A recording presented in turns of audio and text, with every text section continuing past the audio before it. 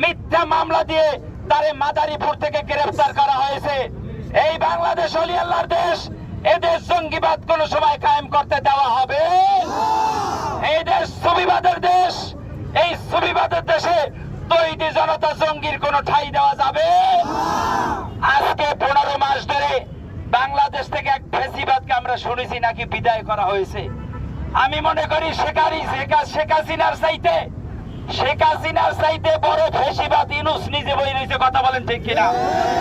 এই ইউনূস সাহেবের আমাদের ভারত মাজার বাবাজি, আপনারা ছিলেন তো উপদেষ্টা, ভারত মাজার বাবাজি স্পষ্ট তার সাথে মিটিং বলছে, মাজারে ভাঙচুর ব্যাপারে কথা বলছে।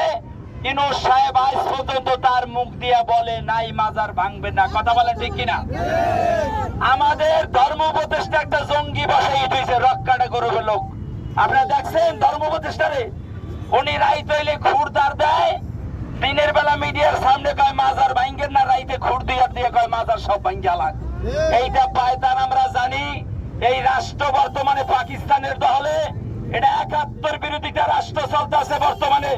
এটা সুফিবাদের দেশ, এটা বাউল প্রেমিকদের দেশ। সুফিবাদ বাউল প্রেমিক যদি একবার খাবে, পিঠের চামড়া একটাও থাকবে না। কথা বলে ঠিক কিনা? আর আমরা যতদিন ওলি আল্লাহর কাছে বায়াত গ্রহণ করেছি, আমরা যখন পীরের কাছে বায়াত হয়েছি, সেদিনকা মারা গেছি।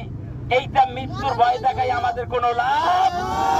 এইটা হুমকি তুমকি দেখাই কোনো লাভ? এইটা বালের ভয় আমরা পাই না। যেদিন কাতে বাঙালি সাহেবের নিয়ে আন্দোলনে নামছি, ওদিনকে বাল ওই মৃত্যুর ভয় করে মৃত্যুর গলার মালা নিয়ে আমরা আন্দোলনে আসছি। কথা বলেন ঠিক কিনা?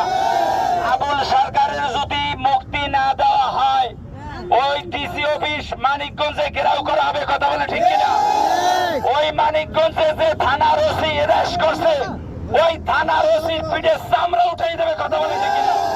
তৈরি জনতা জঙ্গিরা এই দেশে থানার মধ্যে হামলা করছে, আপনারা দেখেন নাই?